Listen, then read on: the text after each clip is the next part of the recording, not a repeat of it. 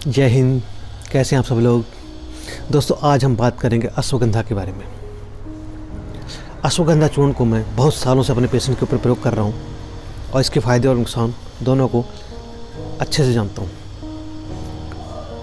सबसे पहले बात कर लेते हैं शुगर पेशेंट की।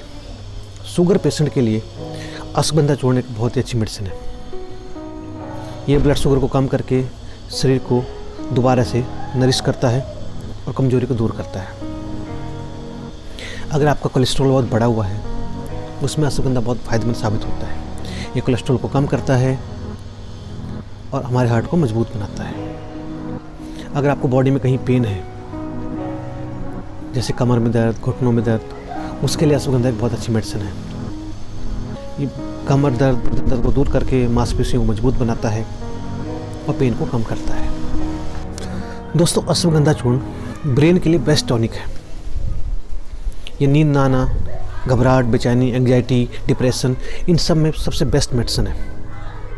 कॉर्टिसोल हार्मोन जो हमारे स्ट्रेस को बढ़ाता है, ये उसको कम करता है, जिससे नींद अच्छी आती है, घबराहट, बेचैनी दूर होती है, हमारी मेमोरी सुधरती है, हमारा ब्रेन फंक्शन बहुत अच्छे से काम करना शुरू करता है। जिन बच्चों की हाइट 14-15 साल की उम्र के बाद भी नहीं बढ़ती है, उनके लिए अश्वगंधा चूर्ण बहुत अच्छी मेडिसिन है।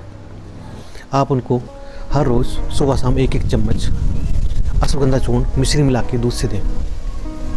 इससे उनका वजन भी बढ़ेगा और उनकी हाइट भी बढ़ेगी। अगर कम उम्र में ही आपके बाल पकना शुरू हो गए हैं, तो आप अश्वगंधा चूर्ण, भृंगरा चूर्ण और आंवला चूर्ण, इन तीनों को बराबर मिला लें और उतनी ही मिश्री मिला लें। इस चूर्ण को सुबह शाम दूध से प्रयोग करें।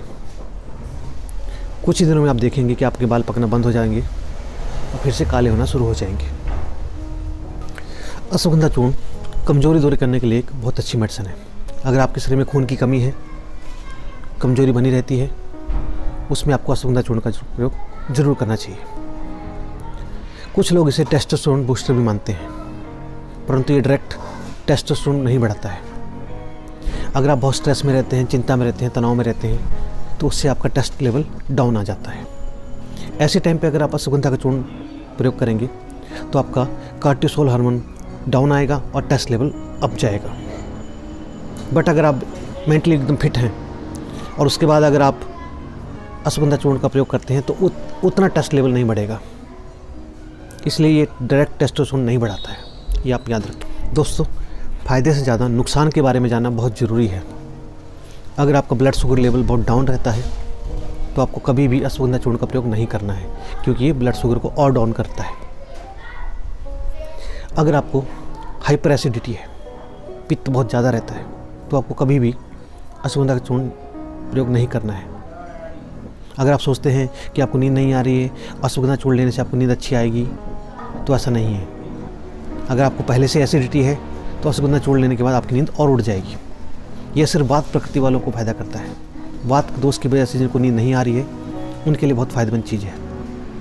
इसलिए हमेशा याद रखें, अगर आपको पित्त बढ़ा हुआ है, तो आपको अश्वगंधा चूर्ण का प्रयोग नहीं करना है। इससे आपको उल्टी और दस्त की शिकायत भी हो सकती है। तो अश्वगंधा चूर्ण प्रयोग करते समय थोड़ा सावधानियों का प्रयोग करें। अगर आप प्रेग्नेंट हैं, तब भी आपको अश्वगंधा चूर्ण का प्रयोग नहीं करना है। दोस्तों, अब बात कर लेते हैं इसका प्रयोग कैसे करना है। अगर आप पित्त के रोगी नहीं हैं, तो आप अश्वगंधा का प्रयोग जैसे मर्जी कर सकते हैं, दूध से, पानी से, जैसे भी। परंतु अगर आपको थोड़ा सा पित्त दोष भी है और आप चाहते हैं कि अश्वगंधा का प्रयोग करना ही है, तो ऐसे में आप 100 ग्राम अश्वगंधा चूर्ण और 200 ग्राम स्थावर चूर्ण लेके आएँ। इन दोनों को मिक्स कर लें और इसमें 300 ग्राम मिश्री मिला दें।